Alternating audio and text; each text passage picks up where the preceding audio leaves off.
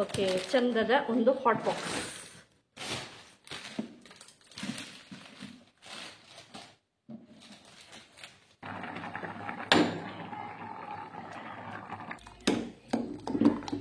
ನೋಡಿ ಕಲರ್ ನೋಡಿ ಸೂಪರ್ ಆಗಿದೆ, ಒಳ್ಳೆ ಕೆಂಪು ಕಲರ್ ಬಂದಿದೆ.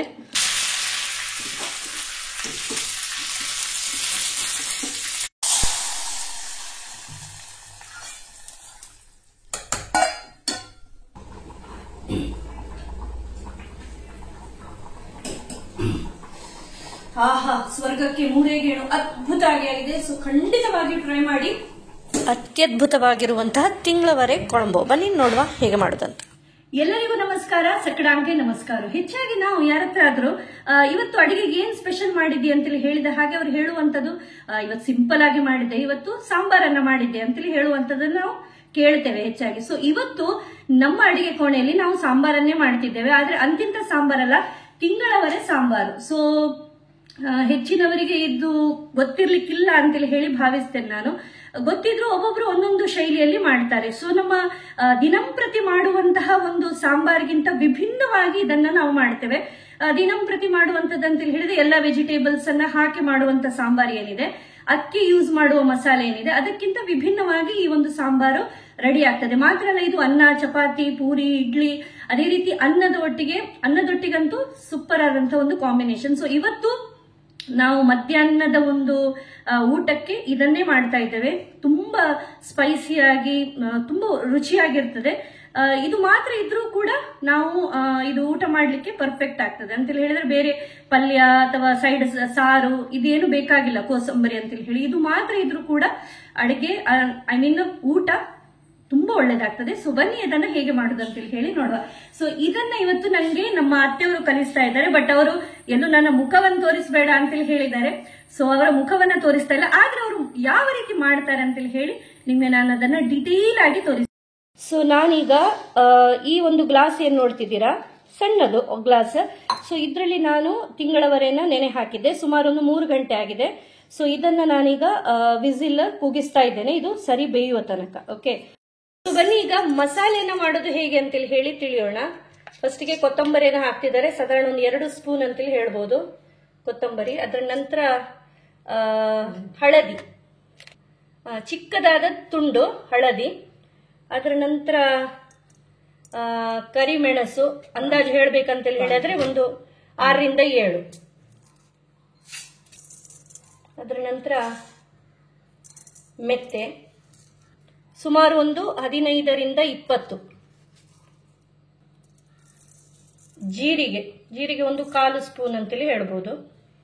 ಯಾವುದೇ ಒಂದು ಅಡಿಗೆಗೆ ಟೇಸ್ಟ್ ಬರುವಂತದ್ದು ಇಂಗಿನಿಂದ. ಸೊ ಇಂಗಿನ ಒಂದು ಸಣ್ಣ ತುಂಡನ್ನ ಹಾಕ್ತಾ ಇದ್ದೇವೆ. ಕರ್ಬೇವು. ಅದರ ನಂತರ ಒಂದು ಸ್ವಲ್ಪ ತೆಂಗಿನ ತುರಿ, ಸಾಧಾರಣ ಕಿತ್ಲಿಯ ಒಂದು 2 ಸ್ಪೂನ್, ನಾವು ಟೀ ಸ್ಪೂನ್ ಏನ್ ಹೇಳ್ತೇವ ಅದರಲ್ಲಿ 2 ಸ್ಪೂನ್ ಸಾಕಾಗ್ತದೆ. ಇದನ್ನ ಒಂದು ಸ್ವಲ್ಪ ತೆಂಗಿನ ಎಣ್ಣೆಯಲ್ಲಿ ಒಂದು 1/2 ಸ್ಪೂನ್ ಸಾಕು ಹಾಕ್ತಾ ಚೆನ್ನಾಗಿ ಫ್ರೈ ಮಾಡುವಂಥದ್ದು. ಎಷ್ಟು ಮಾಡಬೇಕು ಅಂತೇಳಿ ಹೇಳಿದ್ರೆ, ಸಾಧಾರಣ ನಿಮ್ಗೆ ಅಂದಾಜಿದೆ, ಒಂದು ಒಳ್ಳೆ ಸ್ಮೆಲ್ ಬರುವ ತನಕ, ಅದೇ ರೀತಿ ಈ ತೆಂಗಿನ ತುರಿ ಕೆಂಪಾಗುವ ತನಕ ಅದನ್ನ ಹುರಿಬೇಕು. ಸೊ ಒಂದೊಂದು ಭಾಗದಲ್ಲಿ ಒಂದೊಂದು ರೀತಿಯ ಒಂದು ಸಾಂಬಾರನ್ನ ನಾವು ಮಾಡ್ತೇವೆ. ಸೊ ನೀವು ಯಾವ ರೀತಿ ಮಾಡ್ತೀರಿ ಅಂತೇಳಿ ಹೇಳಿ ಖಂಡಿತವಾಗಿ ತಿಳಿಸಿ. ನೋಡಿ ಕೆಂಪಗೆ ಹುರಿತಾ ಇದ್ದಾರೆ, ಪ್ಲಸ್ ಒಂದು ಒಳ್ಳೆಯ ಘಮ್ಮ ಅನ್ನುವಂತ ಒಂದು ಪರಿಮಳ ಕೂಡ ಇಡೀ ಅಡಿಗೆ ಕೋಣೆಯಲ್ಲಿ ವ್ಯಾಪಿಸ್ತಾ ಇದೆ. ಸೊ ಇದರ ಒಟ್ಟಿಗೆ ನಾವು ಒಂದಷ್ಟು ತರಕಾರಿಗಳನ್ನ ಕೂಡ ಹಾಕುವ ಒಂದು ಆಪ್ಷನ್ ಇದೆ. ಸೊ ಯಾವುದನ್ನ ಹಾಕಬಹುದು ಅಂತೇಳಿ ಹೇಳಿದ್ರೆ, ಕೆಲವೊಮ್ಮೆ ಹೇಗೆ ನಮ್ಮ ಹತ್ರ ತರಕಾರಿ ಇರ್ತದ ಹಾಗೆ. ಸೊ ಫ್ರಿಜ್ ನಲ್ಲಿ ನೋಡುವಾಗ ನಂಗೆ ಇದೊಂದಿಷ್ಟು ಸಿಕ್ಕಿತ್ತು. ಇದ್ರ ಬದಲು ಕೆಲವೊಮ್ಮೆ ಅತ್ತೆ ಈ ಕ್ಯಾರೆಟ್ ಅನ್ನ ಕೂಡ ಹಾಕ್ತಾರೆ. ಸೊ ಕ್ಯಾರೆಟ್ ಅನ್ನ ಕೂಡ ಹಾಕ್ಬಹುದು. ಅದೇ ರೀತಿ ಮಂಗಳೂರು ಸೌತೆ ಅಂತೇಳಿ ಏನ್ ಹೇಳ್ತೇವೆ ನಾವು, ಅದನ್ನು ಕೂಡ ಹಾಕ್ಬಹುದು. ಸೊ ಸೂಪರ್ ಆಗುದಂತೇಳಿ ಹೇಳಿದ್ರೆ ಈ 3 ಅದರ ಜೊತೆ ಸೇರಿದ್ರೆ, ಒಂದು ಏನಪ್ಪಾ ಅಂತೇಳಿ ಹೇಳಿದ್ರೆ ನೀರುಳ್ಳಿ, ಅದೇ ರೀತಿ ಬಟಾಟೆ ಮತ್ತು ಟೊಮೆಟೊ. ಓಕೆ, ಇದಿಷ್ಟು ಬೇಕು. ಸೊ ಇಲ್ಲಿ ಆಫ್ ಮಾಡಿದ್ದಾರೆ, ಸೂಪರ್ ಆಗಿ ಚಂದಾಗಿ ಹುರಿದಿದೆ ಅಂತೇಳಿ ಹೇಳಿದ್ರೆ, ಅದು ಅದರಷ್ಟಕ್ಕೆ ಹುರಿತದೆ, ಆಗ್ತದೆ ಅಂತೇಳಿ ಹೇಳಿ ನೀವು ಬೇರೆ ಕೆಲಸ ಮಾಡುವ ಹಾಗಿಲ್ಲ. ಸೌಟನ್ನ ತೆಗಿಯದೆ ಈ ರೀತಿ ಹುರಿತಾ ಇರಬೇಕು. ಸೊ ಒಳ್ಳೆ ಪರಿಮಳ ಬಂದ ಹಾಗೆ ಅದನ್ನ ಆಫ್ ಮಾಡುವಂಥದ್ದು. ಈ ರೀತಿ ಮೆಣಸನ್ನ ಫಸ್ಟಿಗೆ ಹುರಿದು ಇಟ್ಕೊಂಡಿರ್ತೇವೆ ಅಂತೇಳಿ ಹೇಳಿದ್ರೆ ಪ್ರತಿದಿನ ಒಂದು ಅಡಿಗೆಗೆ ಮೆಣಸೆಲ್ಲ ಬೇಕೇ ಬೇಕಲ್ವಾ, ಹಾಗಾಗಿ ಪುನಃ ದಿನಾ ಹುರಿಯುವ ಕೆಲಸ ಬೇಡ ಅಂತ ಹೇಳಿ ಸೊ ಇದರಲ್ಲಿ ಘಾಟಿ ಮೆಣಸನ್ನ ಹಾಕಿದ್ದು ನೀವು ನೋಡಬಹುದು. ಎಷ್ಟು ಅಂತೇಳಿ ಹೇಳ್ತೇನೆ. ಇದರಲ್ಲಿ 5 ಇದೆ, 5 ಘಾಟಿ ಮೆಣಸು, ಅದೇ ರೀತಿ ಒಂದು 4 ಊರ ಮೆಣಸು. ಓಕೆ, ಇದಿಷ್ಟು ಮಸಾಲೆಗೆ. ಅದೇ ರೀತಿ ಒಂದು ಸ್ವಲ್ಪ ಹುಳಿಯನ್ನ ಹಾಕಿದ್ರೆ ಮಸಾಲೆ ಅರಿಲಿಕ್ಕೆ ರೆಡಿ ಆಗಿದೆ ನೋಡಿ. ಒಂದಿಷ್ಟು ಹುಳಿಯನ್ನ ಹಾಕಬೇಕು. ಸೊ ತಿಂಗಳವರೆ ಕೊಳಂಬೆಗೆ ಬೇಕಾಗಿರುವಂತಹ ಮಸಾಲೆ ತಯಾರಾಗಿದೆ, ಇನ್ನು ಅರಿಯುವುದೊಂದೇ ಬಾಕಿ. ಸೊ ಈಗ ಬಿಸಿಲ್ ಅನ್ನ ನಾವು ಕೂಗಿಸ್ತೇವೆ, ಇದು ಬೇಯುವ ತನಕ. ನಿಮ್ಮ ಕುಕ್ಕರ್ನ ಒಂದು ಬೇಯಲಿಕ್ಕೆ ಎಷ್ಟು ಟೈಮ್ ಬೇಕು ಅಂತೇಳಿ ಹೇಳಿ ನಿಮ್ಗೆ ಗೊತ್ತಿದೆ. ಸೊ ಅದರ ಒಂದು ಅಂದಾಜಿಗೆ ಸರಿಯಾಗಿ ಇದನ್ನ ಚೆನ್ನಾಗಿ ಬೇಯಿಸ್ಕೊಳ್ಳಿ. ಈಗ ತರಕಾರಿಯನ್ನ ಏನ್ ನೋಡಿದೀರ ನೀವು, ಆ ತರಕಾರಿಯನ್ನ ಕೂಡ ಹಾಕ್ಲಿಕ್ಕಿದೆ, ಆದ್ರೆ ಇದು ಕಂಪ್ಲೀಟ್ ಆಗಿ ಒಮ್ಮೆ ಬೇಯಬೇಕು. ಅದರ ನಂತರ ತರಕಾರಿಯನ್ನ ಹಾಕುವಂಥದ್ದು.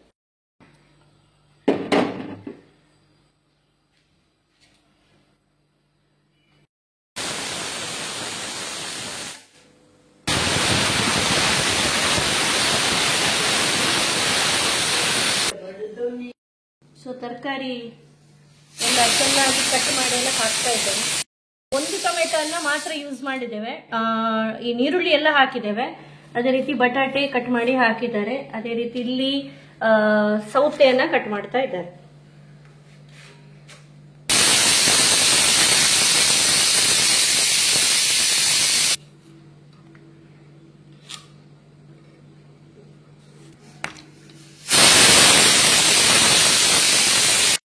ಭಾಗಕ್ಕೆ ಬಂದ್ರೆ ನಾವೆಲ್ಲರೂ ಕೂಡ ಊಟ ಮಾಡುವಂತದ್ದು ಬಾಯ್ಲ್ಡ್ ರೈಸ್ ಅಲ್ಲ. ಸೊ ಬಾಯ್ಲ್ಡ್ ರೈಸ್ ಅನ್ನು ಹೇಗೆ ಮಾಡುದು ಅಂತ ಹೇಳ್ತೇನೆ. ಸೊ ಇದಕ್ಕೆ ನಾವು ಕುಚ್ಚಲಕ್ಕಿ, ಇದು ಮಡಿಕೆ, ಇದರಲ್ಲಿ ಇದು ಪಾವು ಅಂತೇಳಿ ಹೇಳ್ತೇವೆ, ಇದು ಮೊದಲಿನ ಕಾಲದ್ದು.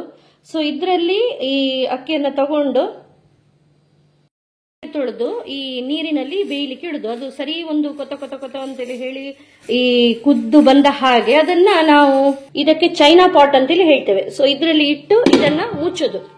ಓಕೆ, ಇದನ್ನ ಮುಚ್ಚಿ ಒಂದು 12:30 ಅಂತೇಳಿ ಹೇಳುವಾಗ ಊಟದ ಸಮಯ ಆಗುವಾಗ ಇದನ್ನ ಹೊರಗೆ ತೆಗೆದು ಇದನ್ನು ಚೆನ್ನಾಗಿ ಮತ್ತೊಮ್ಮೆ ಇದು ಕುದಿ ಬರುವಷ್ಟು ಬೇಯಿಸಿ ಇದನ್ನ ಗಂಜಿ ಎಲ್ಲ ಸೋಸಿ ಹೋಗುವ ಹಾಗೆ ಇದನ್ನು ಬಗೆಸುವಂಥದ್ದು. ಅದನ್ನ ನಿಮಗೆ ತೋರಿಸ್ತೇನೆ ಮತ್ತೆ ಹೇಗೆ ಮಾಡೋದು ಅಂತ ಹೇಳಿ. ಅಂತೂ ಇಂತೂ ಈ ಕರಾವಳಿ ಭಾಗದಲ್ಲಿ ನಾವು ಬಳಸುವಂಥದ್ದು ಕುಚ್ಚಲಕ್ಕಿಯನ್ನ. ಇದಕ್ಕೆ ನಮ್ಮ ಭಾಷೆಯಲ್ಲಿ ಮಿಟ್ಕಿ ಸಾಂಗ್ ಅಂತೇಳಿ ಹೇಳ್ತಾರೆ ನೋಡಿ, ಹೀಗಿದೆ. ಇದನ್ನ ನಾನು ಹೆಚ್ಚಾಗಿ ಧಾರವಾಡ, ಹುಬ್ಬಳ್ಳಿ ಅಥವಾ ಶಿವಮೊಗ್ಗ ಆ ಸೈಡ್ ಎಲ್ಲ ಹೋಗುವಾಗ ಅವರು ಬಳಸಿದ್ದನ್ನ ನೋಡಿದ್ದೇನೆ. ನಾವಿಲ್ಲಿ ಹೀಗೆ ಏನು ಕರಿಬೇವು, ಸಾಸಿವೆ, ಅದೇ ರೀತಿ ಒಣಮೆಣಸು, ಹಸಿಮೆಣಸು ಇದನ್ನೆಲ್ಲ ಹಾಕಿ ಒಂದು ಪಲ್ಯದ ಹಾಗೆ ಮಾಡ್ತೇವೆ. ಸೊ ಇದನ್ನ ಬಿಟ್ಟು ನಿಮ್ಗೆ ಏನಾದ್ರೂ ಇದರಿಂದ ಈ ಒಂದು ಮಿಟ್ಕಿ ಸಾಂಗಿಂದ ಮಾಡುವಂತಹ ಅಡಿಗೆ ಗೊತ್ತಿದ್ರೆ ಖಂಡಿತ ನಮ್ಗೆ ತಿಳಿಸಿ. ಸೊ ಇವತ್ತು ನಾನು ಮಾಡ್ತಿದ್ದೇನೆ ಹೀಗೆ ಸಾದಾ ಪಲ್ಯ, ಬೇರೆ ಗೊತ್ತಿದ್ರೆ ಖಂಡಿತ ಹೇಳಿ.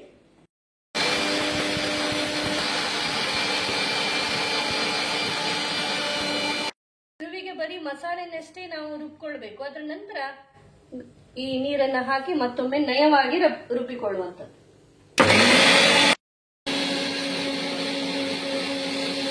ಇದು ಕೂಡ ಈಗ ಬಸಿಲಿಕ್ಕೆ ಆಗಿದೆ. ಈ ರೀತಿ ಅನ್ನವನ್ನ ಬಗೆಸುವಂಥದ್ದು. ಬಟ್ಟೆ ಮಾತ್ರ ಗಟ್ಟಿಯಾಗಿರ್ಬೇಕು. ಅದೇ ರೀತಿ ದಪ್ಪದಾದಂತಹ ಬಟ್ಟೆಯನ್ನು ತಗೊಳ್ಬೇಕು. ಹೀಗೆ ಬಸ್ತಂತ ಈ ನೀರೇನಿದೆ ಇದು ನಮ್ಮ ಮನೆ ಹತ್ರ ಎಲ್ಲ ದನ ಕರುಗಳೆಲ್ಲ ಬರ್ತವೆ, ಅದಕ್ಕೆ ನಾವು ಹಾಕ್ತೇವೆ. ಈ ರೀತಿ ಟೈಟ್ ಆಗಿ ಇಡುವಂಥದ್ದು. ಹದ ಬೆಂದಿದೆ. ಸೊ ಅದಕ್ಕೆ ಈ ಟೊಮೆಟೊ, ಅದೇ ರೀತಿ ನೀರುಳ್ಳಿಯನ್ನು ಹಾಕಿದ್ದೇನೆ. ಅದೇ ರೀತಿ ಸೊ ಬಟಾಟೆ, ಸೌತೆ, ನೀರುಳ್ಳಿ, ಅದೇ ರೀತಿ ಟೊಮೆಟೊ ಇದಿಷ್ಟನ್ನ ಹಾಕಿ ಮತ್ತೊಮ್ಮೆ ಎಲ್ಲ ಬೇಯುವ ಹಾಗೆ ನಾವು ಮತ್ತೊಮ್ಮೆ ವಿಸಿಲನ್ನ ತೆಗಿಬೇಕು. ಸೊ ಸ್ವಲ್ಪ ನೀರನ್ನ ಹಾಕ್ತೇನೆ ನಾನು.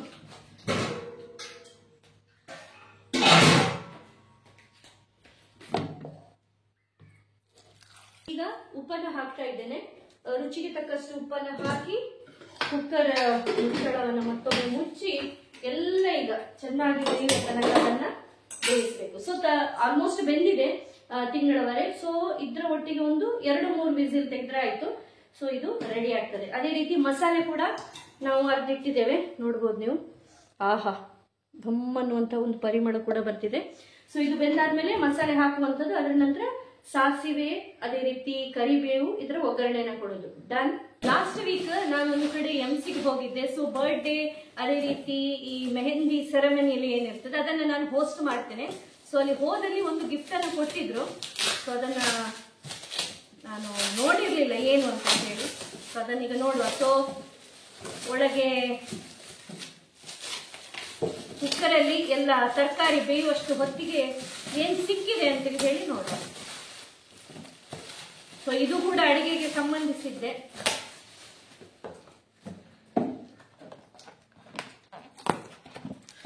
ಓಕೆ, ಚಂದದ ಒಂದು ಹಾಟ್ ಬಾಕ್ಸ್.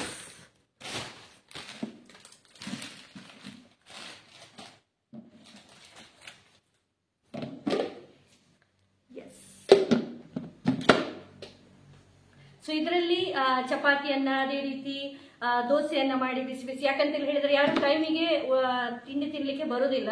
ಸೊ ಬೆಳಿಗ್ಗೆ ಮಾಡಿದ ಹಾಗೆ ಇದರಲ್ಲಿ ನಾನು ಹಾಕಿಡ್ತೇನೆ. ಇನ್ನು ದೋಸೆ, ಚಪಾತಿ ಏನೇನ್ ಮಾಡ್ತೇನೆ ಅದನ್ನೆಲ್ಲ. ಪದಾರ್ಥದೊಟ್ಟಿಗೆ ಹಪ್ಪಳ ಸಹ ಒಂದಿರಲಿ ಅಂತೇಳಿ ಹೇಳಿ ಒಂದು ಫ್ರೈ ಮಾಡ್ತಾ ಇದ್ದೇನೆ.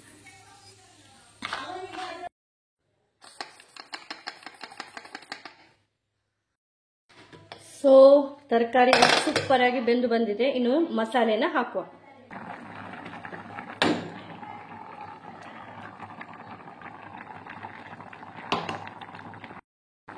ಸೊ ಒರಳು ತೊಳೆದ ನೀರನ್ನು ಕೂಡ ಹಾಕಿದೆ. ಇನ್ನು ಚಂದ ಮಾಡಿ ಮಿಕ್ಸ್ ಮಾಡುವ.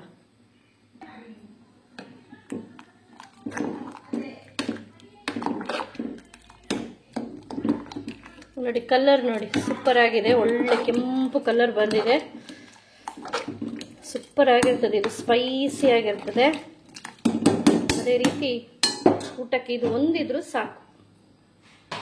ಇನ್ನು ಚಂದ ಮಾಡಿ ಮಿಕ್ಸ್ ಮಾಡಿತು. ಆಹಾ, ಸೂಪರ್ ಪರಿಮಳ ಬರ್ತಾ ಇದೆ. ಎಲ್ಲವೂ ಚೆನ್ನಾಗಿ ಬೆಂದಿದೆ. ಕೊನೆಗೆ ಕೊತ್ತಂಬರಿ ಸೊಪ್ಪನ್ನ ಹಾಕುವಂಥದ್ದು.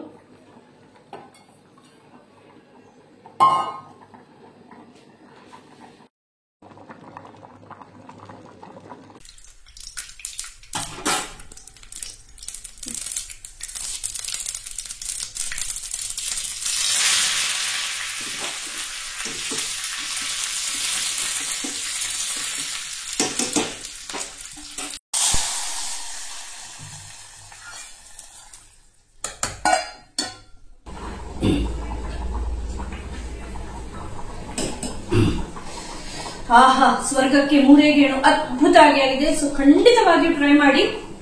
ತಿಂಗಳವರೆ ಕೊಳಂಬು ಭಾರಿ ಒಳ್ಳೇದಾಗ್ತದೆ.